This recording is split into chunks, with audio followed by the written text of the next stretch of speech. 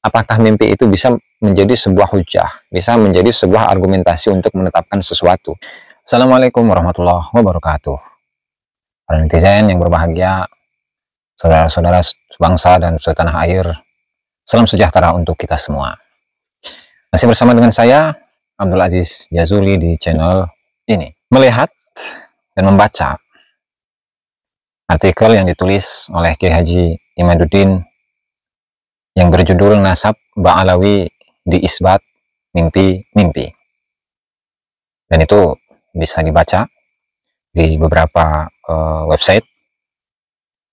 Yang pada intinya adalah Kiai Haji Imaduddin itu mengutip keterangan dari sebuah kitab, yaitu kitab Al-Ghurar, dan lengkapnya judul ini adalah Ghurarul Baha'idhawi wa Duraru Al-Jamalil Badi'il Bahi, karya dari Al-Imam Muhammad bin Ali bin Alwi Khirit Ba'alawi, dan beliau meninggal pada tahun 960 Hijriah.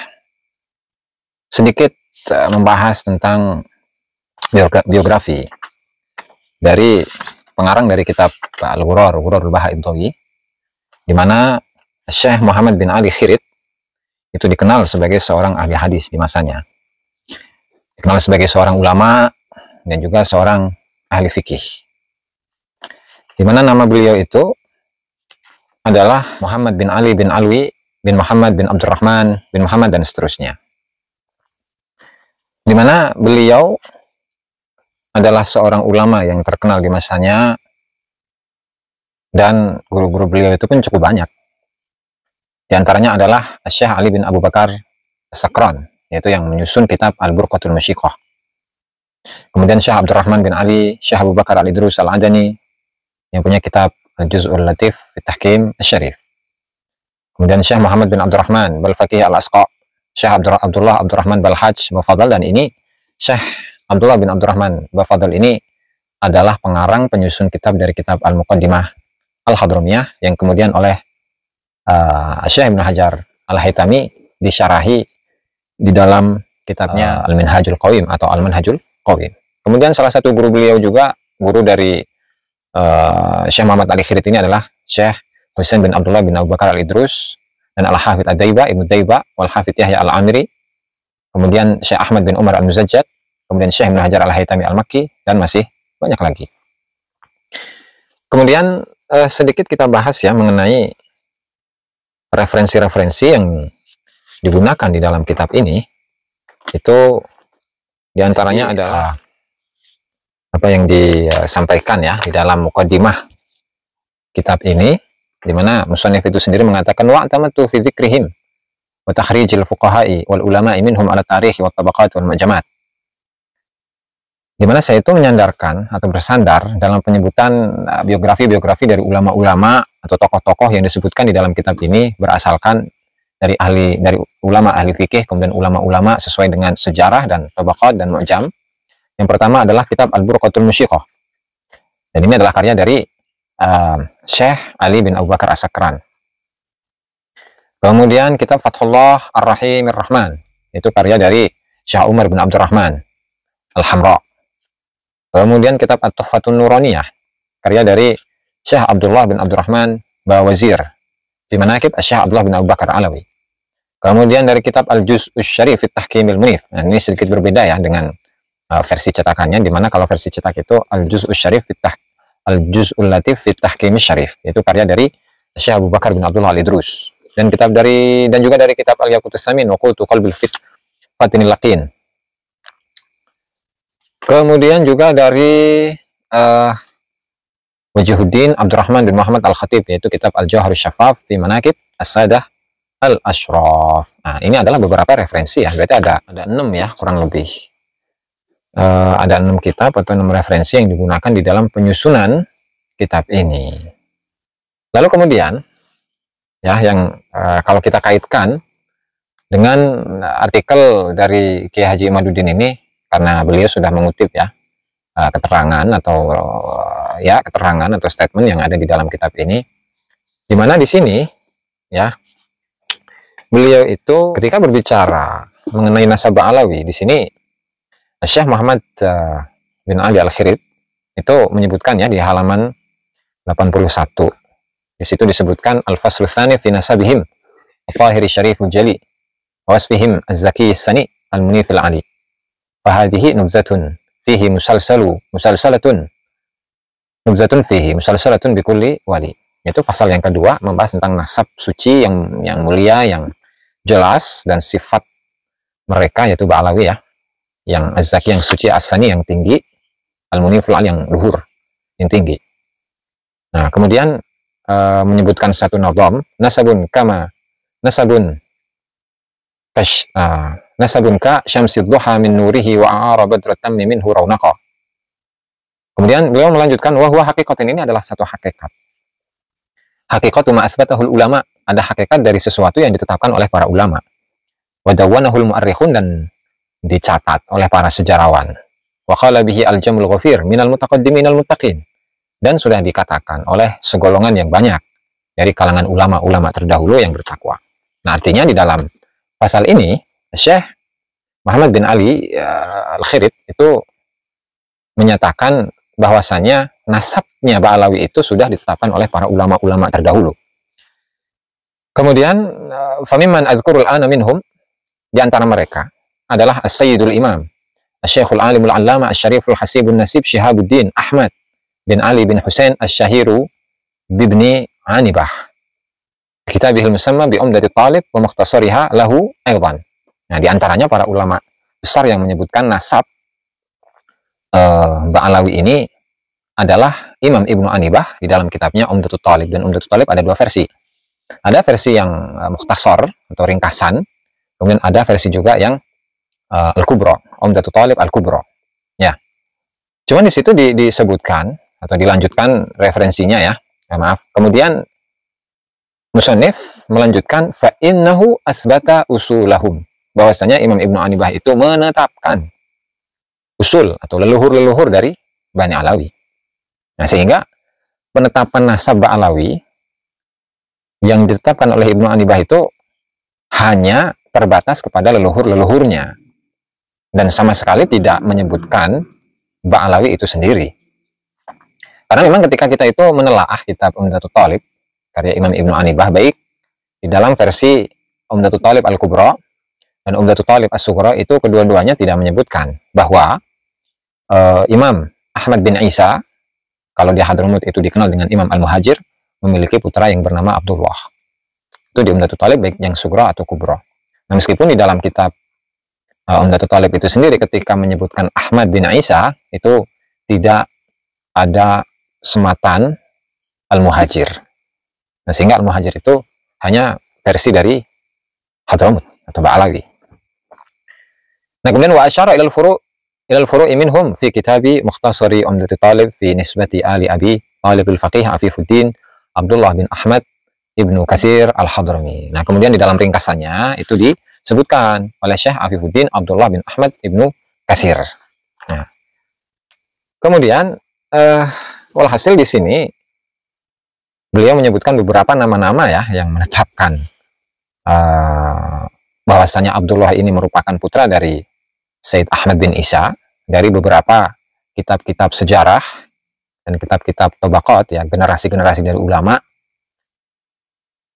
di mana beliau menyebut wa kadza fi kutubit tarikh wa tabaqat, ini di halaman 82. Wa kadza fi kutubit tarikh wa tabaqat min kalami ulama al-Yaman wa masyayikhiha fadzalika indahum masyhurun fi kutubihim wa ijazatihim markumun mazkurun wa khususan minhum man asar Syekh Imam Al-Hafidh Al-Mujtahid Al-Muhaddis Ali bin Muhammad bin Ahmad Jadid min Sukkanil Jibal wa Tahaim.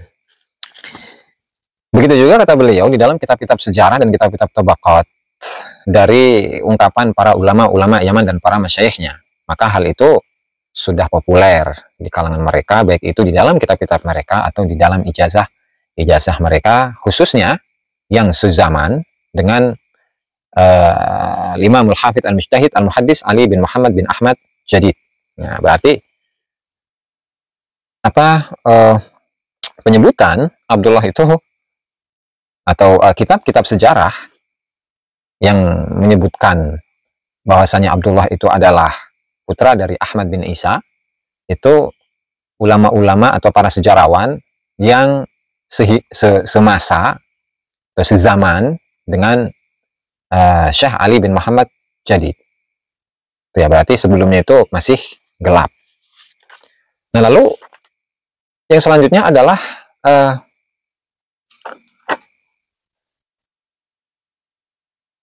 pengisbatan nasab ya, pengisbatan nasab. Di halaman 110 itu tentang kesahihan nasab Ba'alawi. Di mana musannif Syekh Muhammad Ali Al-Khirid menyebut, "Tsumma innahum tulibu bi tashihi nisbatihim min akabiri ulama'i tarim radhiyallahu anhum likaunihim lam yaqalu alaih." Kemudian mereka itu dituntut untuk mentashih nasab mereka. Yang menuntutnya itu para tokoh-tokoh ulama tarim saat itu, lantaran mereka tidak mengetahui apakah nasab Ba'alawi itu benar atau tidak. Nah, maka di sini ada pengutipan dari kitab At-Tuhfatun Nuroniyah, karya dari Abdullah Abdurrahman Bawazir. Kemudian juga ada di dalam kitab Al-Jawhar Syaffaf, karya dari Abdurrahman bin Muhammad Al-Khatib, dan ini sama-sama di abad ke-9 Hijriah ya. Di mana Abdurrahman Al-Khatib mengatakan, "Lama qadima Ahmad bin Isa Asy-Syarif Sunni Al-Husaini wa man ma'ahu Hadramauta wadda'a nisbat al-musharrafa ila Fatimah binti Rasul wa dzakara dzalika li ahli Hadramaut." Kala Imam Ahmad bin Isa ini datang bersamaan dengan rombongannya ke Hadramaut, dan beliau mengaku nasab yang mulia kepada Siti Fatimah binti Rasul dan menyebutkan hal itu kepada ahli Hadramaut. I'tarafu lahum bil fadli, mereka mengakui keutamaan kepada Said Ahmad bin Isa, wa ma angkarun nasab muddatan minaz zaman, dan mereka tidak mengingkari nasab Ahmad bin Isa, ya barangkali keturunannya ya Abdullah ya, dan mereka tidak mengingkari nasab dari Abdullah bin Ahmad bin Isa ya, muddatan minaz zaman, di satu masa.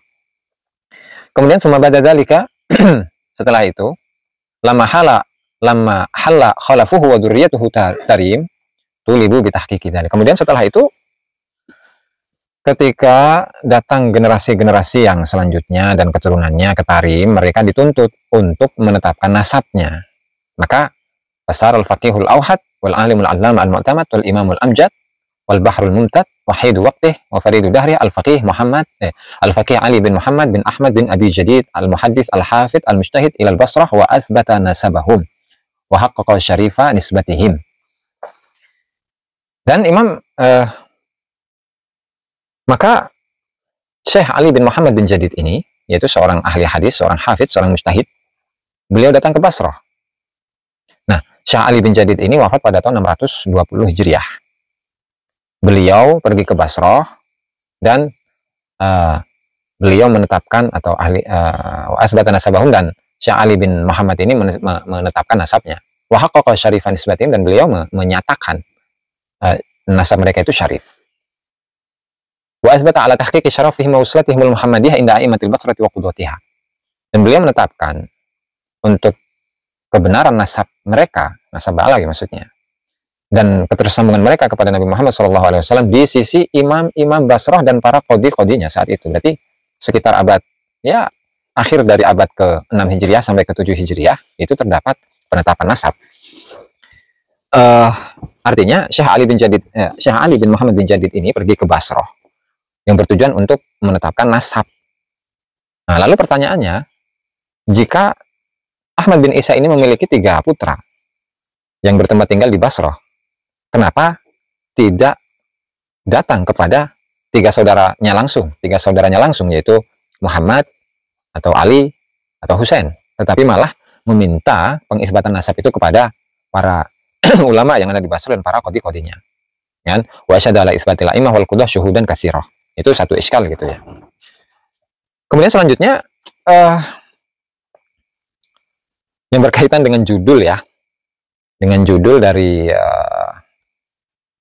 artikel yang ditulis oleh Kiai Haji Imad ini, apakah benar bahwasanya nasab Ba'alawi itu diisbatnya atau pengisbatan nasab itu melalui mimpi-mimpi? Oke, sebelum ke sana saya akan sedikit membahas mengenai apakah mimpi itu bisa menjadi sebuah hujah, bisa menjadi sebuah argumentasi untuk menetapkan sesuatu. Nah, kalau kita itu berbicara mengenai hujah yang bisa dijadikan sebagai dalil, sebagai argumentasi, nah, saya akan sedikit membahas tentang hal ini dari sudut pandang usul fikih.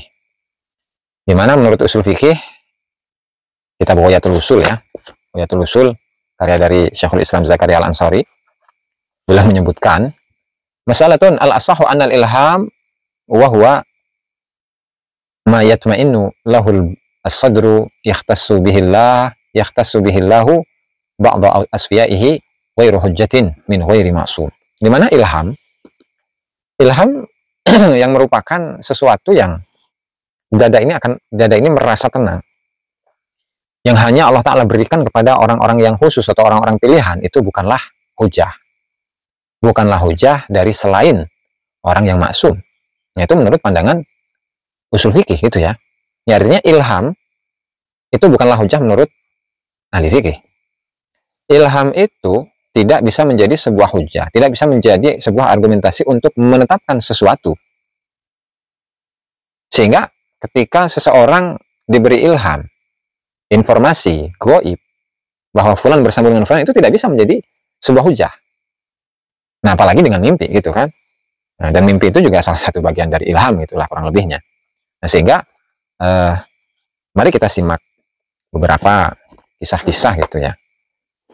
Di halaman 115, di mana di situ seolah-olah pengisbatan nasabnya itu melalui mimpi. Oke, ini di halaman 115. Ba'du Ali Abi Alawi, sebagian Ba'alawi mengatakan kharajna min Qaidun.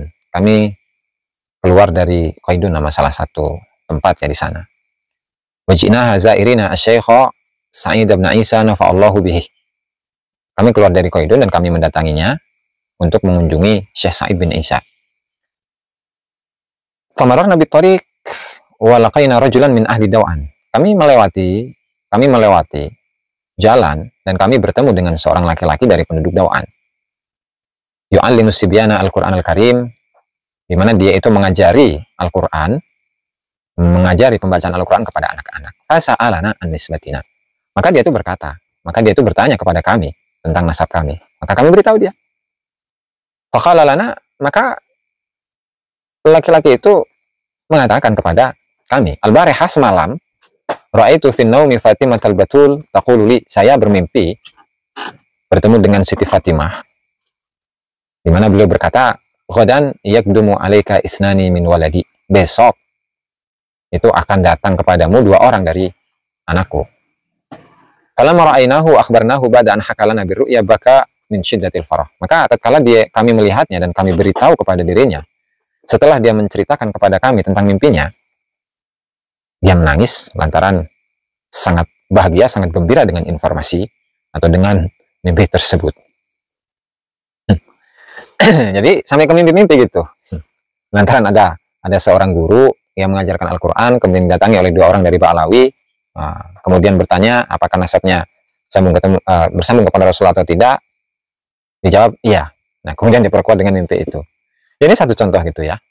Nah, dan tentu ini bukanlah satu dalil atau hujah yang bisa menjadi sebuah argumentasi dalam kebenaran nasab seseorang. Itu ya. Kemudian kisah yang kedua. Kultu, dan ini ungkapan dari musannif ya.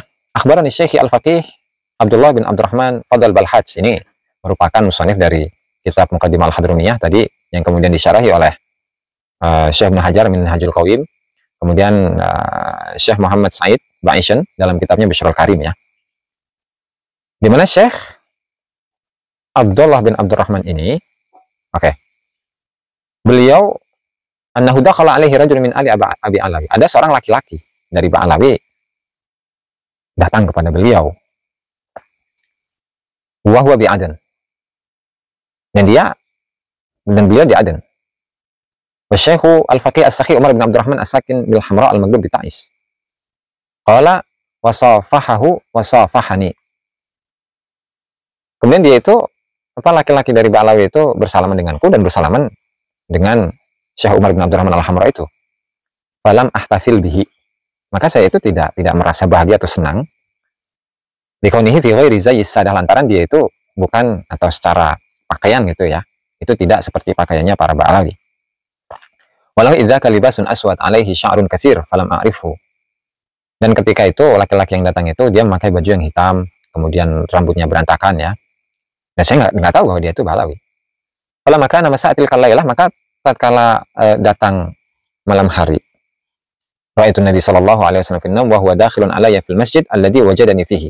Saya bermimpi bertemu dengan Rasulullah di dalam tidur, dan beliau datang kepadaku di masjid ya. Kemudian saya berdiri lantaran Rasulullah datang untuk dan saya berdiri untuk musafahah, untuk salaman kepada Rasulullah. Fa'arada anni, kemudian Rasulullah berpaling, nggak mau. Walam yusafihni, dan dia itu tidak mau bersalaman denganku. Rasulullah tidak mau bersalaman denganku. Wa kharaja min dzalikal masjid, dan Rasulullah justru keluar dari masjid. Fa kharajtu fi atharihi fatabi'tuhu, maka saya itu keluar setelah Rasul dan saya mengikutinya. Falam yaltafit ilayya, maka Rasul itu tidak mau sama sekali untuk menoleh kepadaku. Falamma wasala masjidal madrasati bi'adan iltafata ilayya qailan, maka tatkala Rasul itu sampai ke masjid madrasah di Adan ya, di salah satu kota di Hadramut, iltafata ilayya, beliau menoleh kepadaku, qailan seraya berkata, yadkhulu alaika waladi falam tadhhar al-bashashatu fi wajhihi. Ada anakku yang masuk kepadamu, yang datang kepadamu, tapi dia itu tidak dalam keadaan yang gembira terlihat di mukanya. Wasafahani, kemudian Rasul mau untuk bersalaman denganku. Wadzalika, dan maunya Rasulullah bersalaman denganku itu ba'da taqri'i wal i'radi wal itab. Setelah Rasulullah itu marah, berpaling dan menegur diriku ya. Dan kisah ini pun juga sama, di mana Syekh Abdullah bin Abdurrahman Bafadl ini dia seringkali mimpi dengan Rasulullah. Kemudian pada suatu hari ketika beliau itu ke Aden, salah satu kota di Hadramut, dan beliau bersama dengan Syekh Umar bin Abdurrahman Al-Hamra, lalu tiba-tiba ada seorang laki-laki Ba'alawi ya yang bersalaman dengan beliau, tapi beliau itu tidak mau untuk ya tidak mengungkapkan rasa kegembiraan kepada Ba'alawi tadi, lantaran Ba'alawi tersebut tidak menggunakan pakaian yang secara umum dipakai oleh Ba'alawi yang lain. Nah, setelah itu ketika malam, Syekh Abdullah bin Abdurrahman Bafadl ini mimpi melihat Rasulullah Shallallahu Alaihi Wasallam, dan ketika Rasul, dan posisinya di masjid, dan ketika Rasul itu masuk ke dalam masjid dan melihat beliau ini Syekh Abdullah Bafadl itu tidak mau melihat satu, Rasulullah berpaling. Kemudian ketika ditanya pun diam. Lalu setelah itu keluar, ya kan? Dan setelah itu pada akhirnya bertemu di satu tempat. Kemudian Rasulullah mengatakan kepada dirinya, engkau itu tidak memperlihatkan muka yang bahagia di depan anakku, katanya. Nah, lalu setelah itu Rasulullah baru mau untuk bersalaman dengan Syekh Abdullah bin Abdurrahman Bafadl. Nah, ini adalah dua kisah gitu. Ada dua kisah di mana dua kisah ini menunjukkan bahwa secara mimpi sekalipun nasab Ba'alawi itu diakui oleh Siti Fatimah, ya kan? Juga diakui oleh Rasulullah Shallallahu Alaihi Wasallam, ya. Namun ya pada hakikatnya tidak bisa dua hal ini dijadikan sebagai sebuah hujah akan kesahihan dari sebuah nasab kepada Rasulullah Shallallahu Alaihi Wasallam. Nah, inilah yang menjadi problematika gitu ya, dimana hal-hal yang seperti ini seharusnya tidak perlu diangkat-angkat. Artinya hal ini tidak bisa menjadi dalil untuk kesahihan sebuah nasab. Kemudian juga kalau melihat dari keterangan tadi yang sebelumnya ya, bahwasanya keterkenalan atau popularitas dari kesahihan nasab itu semenjak dari masanya Syekh Ali bin Muhammad bin Jadid, dan itu beliau wafat pada tahun 620. Nah, hanya saja di tahun-tahun sebelumnya itu pun tidak disebutkan, dan itu pun yang menyebutkan nasab Ba'alawi itu pun dari para sejarawan, kemudian para ulama-ulama ya, khususnya dari Yaman. Adapun di luar Yaman itu tidak atau belum diketemukan sebelum abad-abad itu ya. Ya misalnya ketika kita ini membahas tentang atau menelaah kitab Abnaul Imam, mana itu fi Misr wa Syam, karya dari Imam Ibnu Toba. Ya meskipun di sana tertulis wafat dari Ibnu Toba itu pada tahun 400 sekian ya, artinya abad ke-5 Hijriah. Tetapi jika kita ini melihat isinya, ternyata memang tidak bisa dibenarkan bahwa kitab itu ditulis pada abad 5 Hijriah. Lantaran kitab tersebut itu mengutip pendapat dari Imam Ibnu Anibah di dalam kitabnya Umdatul Thalib, sementara kitab Umdatul Thalib itu sendiri adalah kitab yang disusun pada pada abad ke-9 Hijriah. Nah, sehingga hal ini ya perlu adanya data-data yang primer, terutama di abad-abad awal, ya di abad ke-4 Hijriah, abad ke-5 Hijriah, dan abad ke-6 Hijriah, abad ke-7 Hijriah, itu ya. Lantaran apa? Lantaran belum adanya konfirmasi bahwa Abdullah ini memang benar-benar merupakan putra dari Ahmad bin Isa. Dan di sisi lain juga tadi Syekh Ali bin Muhammad bin Jadid, kedatangan beliau ke Basrah itu untuk mengisbatkan nasab, kenapa tidak datang kepada saudara-saudara dari Abdullah itu sendiri? Artinya, kenapa tidak datang kepada keluarga keturunan dari Muhammad bin Ahmad bin Isa, Ali bin Muhammad bin Isa, atau Husain bin Ahmad bin Isa, tapi justru datang kepada ulama-ulamanya. Dan di sisi lain juga, tadi bahwasanya dua kisah mimpi itu, ya, tadi tidak bisa menjadi sebuah dalil, tidak bisa menjadi sebuah hujah untuk membuktikan kebenaran sebuah nasab. Itu ya. Saya rasa ini bisa menambahkan ya, bisa menambahkan dari artikelnya Kiai Haji Imaduddin tentang artikel beliau ini, dan ternyata kitab Al-Ghuror itu banyak hal-hal yang sifatnya apa ya, sifatnya ghaib atau sering mengutip hal-hal yang sifatnya mimpi, dan mimpi itu tidak bisa menjadi sebuah hujah seperti apa yang saya sampaikan sebelumnya. Demikian para pemirsa, para netizen yang dapat saya sampaikan pada konten ini. Mudah-mudahan bermanfaat bagi kita semua, dan mohon maaf jika ada kata-kata yang kurang berkenan, kurang dan lebihnya saya mohon maaf. Wassalamualaikum warahmatullahi wabarakatuh.